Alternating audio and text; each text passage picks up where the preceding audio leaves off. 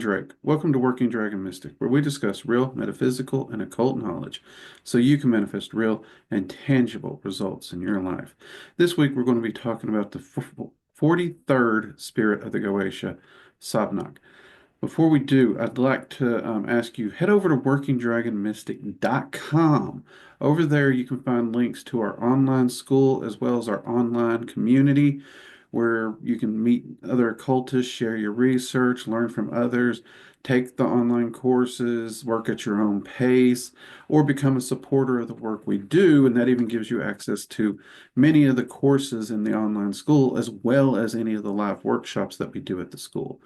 All right, just want to give you a heads up on that. Consider that. Also, if you like occult content, please like the video and hit that subscribe button and turn on notifications so you're notified anytime we release new content. All right, now let's go ahead and get into this. So, Sabnak, the 43rd spirit of the Goetia. It's hard to believe we're only at 43. We got several more of these to go. Appearance of this particular spirit of the Goetia. He appears in the form of an armed soldier with a lion's head, riding on a pale-colored horse. Okay. Um, that's the appearance the Goetia gives. I'll be honest, the lion head, that I've seen. The armored soldier, definitely seeing armored soldier quite often. Though, I should point out, me personally and several colleagues I've worked with, we've seen modern soldier gear, not just old, like most people think old, ancient, like Roman or medieval armor. And I've seen those. I have absolutely seen those. But I've also seen more modern soldier attire, both combat and dress uniform stylings. So that's something to think about. The riding a pale horse, I've gotten a lot of questions. Does this make this death from the Revelations, the apocalypse myth? No, this is not the same pale horse. Sorry.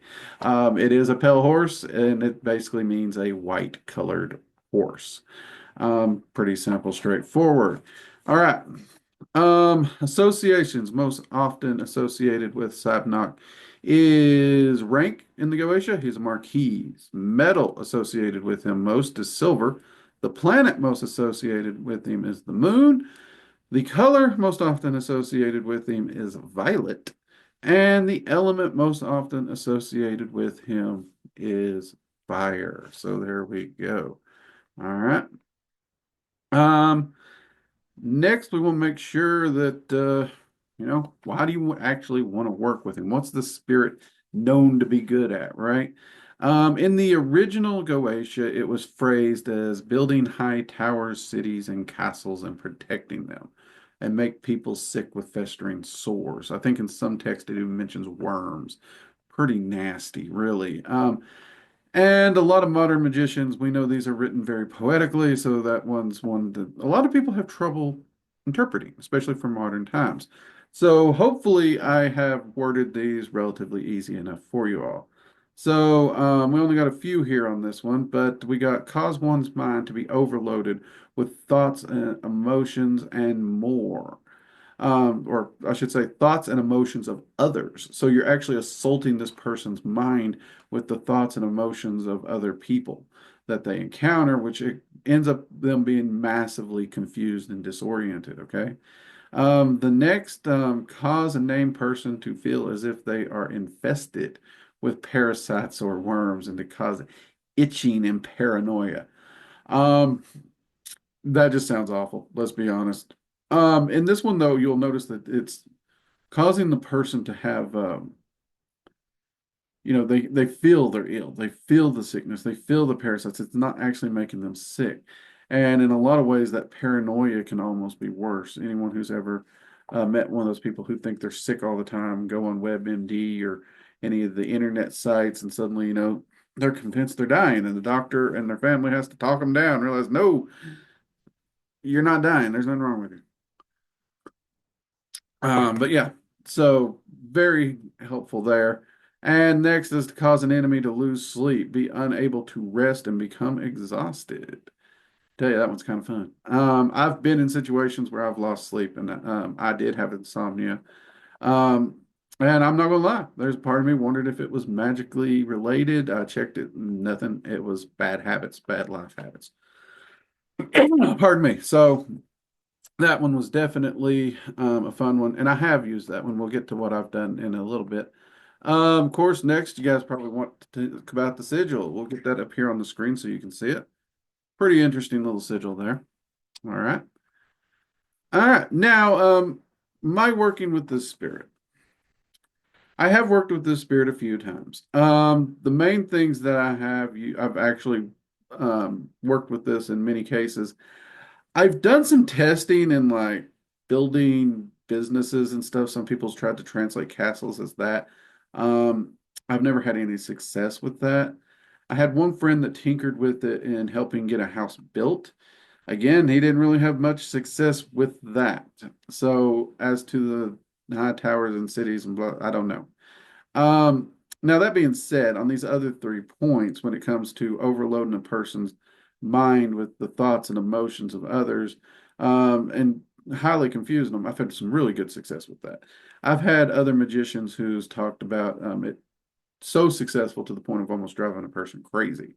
So that's something to consider. Be careful when you do that because it could go a little too far. Almost the same thing with the second one, the infestation of parasites and whatnot. I've had some good success. I've had a person absolutely convince themselves they're ill, put themselves in, you know, submit themselves to all kinds of medical tests and everything, constantly coming back negative. Um, and it just chewed away like a month or more of their life. And again, I've heard some horror stories where this one went way too far to people scratching at their skin, causing themselves to bleed, all kinds of things. Guess that would depend on what you call too far, wouldn't it? But I have heard that one is quite effective. The last one, cause an enemy to lose sleep, be able to unable to rest and become exhausted. I've used this one in the past. I don't really use this much anymore. And part of that is I've been in that position where, I mentioned my insomnia before, and I had bad insomnia for many years, and it was due to life habits, like I said. It wasn't nothing magical, no attacks, nothing like that. That being said, since that period of my life, I don't really tend to want to cause someone else to live through that. It was just a miserable time for me. That said, I have used it a time or two, and before that, quite effectively in order to basically cripple and take someone out of the picture if it was necessary.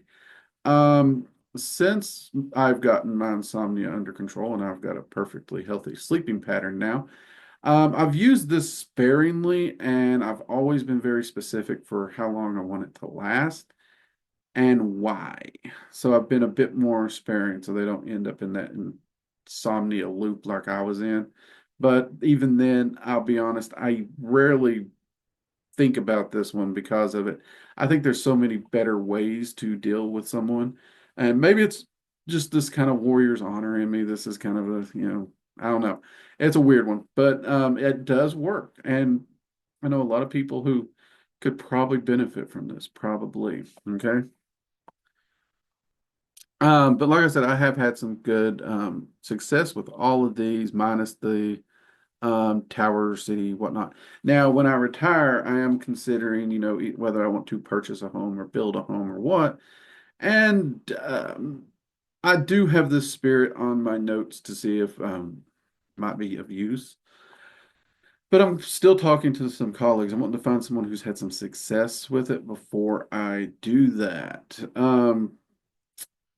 Yeah, so that's just kind of the thing. I don't know. Now, one thing in here that I will say that a lot of people don't think about. I have actually worked with the spirit about protecting my home, right? There, I've seen some good success. I have seen some good success in protecting homes. Now, when I do the bullet points, I do the most common things known, right? Protection does not show up commonly. I have to admit that. But I do believe that when we're reading that first passage of the original purpose of protecting them, I think that protecting those towers and cities and homes, I think that is kind of an important point that I don't know why more people don't focus on it. That's kind of interesting to me, but I have had genuinely good success with home protections, neighborhood protections. I don't recall if I've ever tried to use him for city-wide protection. But home and neighborhood protections, I've had some pretty good results with this entity. So you may want to consider that and add that to your notes. All right, there we go. All right. That's it for this week. Nice, quick, straightforward in our Goetia series. Hopefully soon we'll get all these done. I know many of you are waiting on some of the spirits that are later down the line. We're doing them in numeric order. All right. If you have any questions, again, join our online community. That is hands down the best way to get in touch with me and ask me questions. And I wish you all the best. Have a wonderful week, and I'll see you next time. Bye bye.